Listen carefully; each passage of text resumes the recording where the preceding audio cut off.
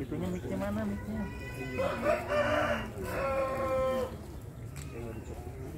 La ilaha illallah. Allahumma sholli ala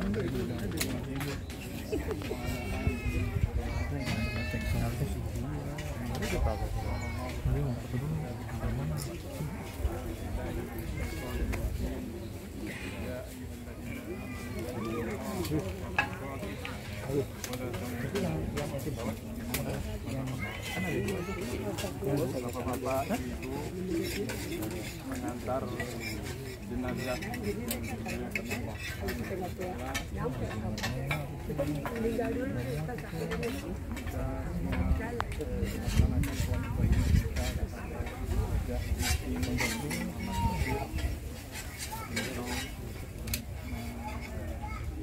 makamkan beliau. Ini adalah salah satu kewajiban kita selaku saudara sesama muslim yang tentu kami ucapkan mewakili keluarga, mudah-mudahan ini menjadi tambahan amal kebaikan Bapak Ibu semuanya yang nanti akan ditemukan catatannya di hadapan Allah Subhanahu wa Ta'ala. Rasulullah Shallallahu Alaihi Wasallam sangat menganjurkan kita semua untuk mengantarkan jenazah dari awal mengurus jenazah sampai mensolatkan dan sampai bahkan diberikan motivasi yang sangat tinggi oleh Rasulullah Shallallahu Alaihi Wasallam. Siapa yang hanya mensolatkan dapat satu qirat. Satu qirat itu ditanyakan oleh para sahabat, satu qirat itu seberapa besar ya Rasulullah? Kata beliau, satu qirat itu sebesar gunung Uhud, pahala sebesar gunung Uhud. Siapa yang mengantarkan ke kuburan, menguburkannya, maka dia mendapatkan 2 qirat.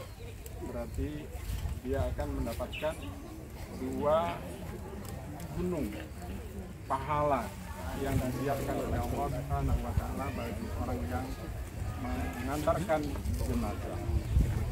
Tentu ini dimaksudkan oleh Rasulullah SAW ada tujuan, ada maqasid yang tersembunyi di balik itu, bukan sekedar mengantar, bukan sekedar menunaikan kewajiban, tapi juga ada tujuan yang dimiliki oleh Rasulullah SAW. Apa tujuannya? Tujuannya yang pertama seperti diceritakan oleh seorang sahabat. Seorang sahabat bernama Al-Barra bin Azib. Beliau mengisahkan, dan hadis seperti ini ada sekitar lebih dari 4 atau 5 dan semuanya sahih. Beliau menceritakan di satu hari ada salah seorang sahabat penduduk Madinah wafat. Lalu Rasulullah SAW pun ikut mengantarkan jenazah sampai ke kuburannya.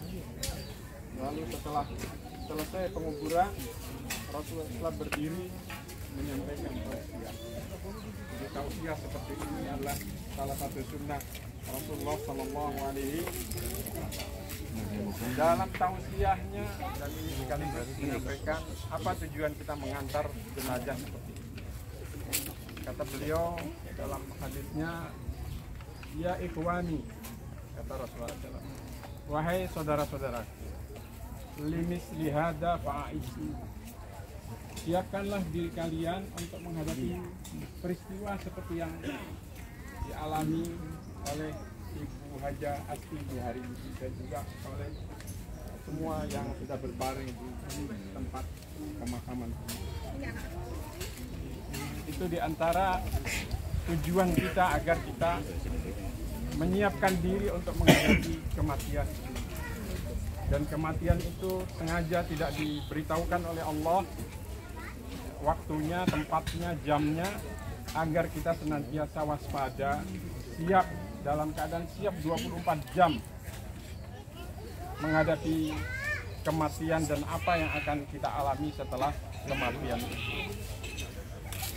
Karena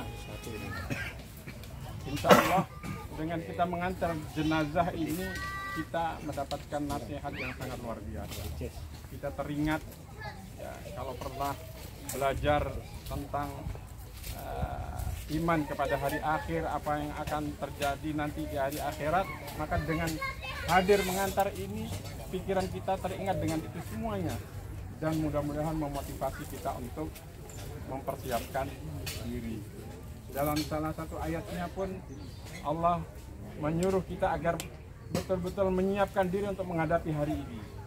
Ya ayyuhalladzina amanu taqullaha wal tandur nafsun ma qaddamat. Allah menyebut di dalam ayat ini akhirat itu dengan hari besok. Karena akhirat itu dekat. Jangan pernah berpikir akhirat masih panjang. Karena kematian itu adalah kiamat kita masing-masing. Kalau sudah mati itu berarti kiamat bagi kita. Karena bangun-bangun nanti kita sudah di alam akhirat. Dan belum ada ceritanya orang bisa bangun dari kubur.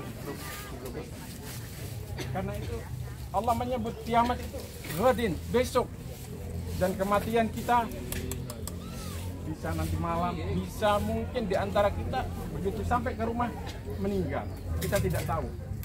Karena Allah tidak memberitahukan pada kita semua. Dan karena itu kita harus senantiasa dalam keadaan hadar, dalam keadaan siap, ready.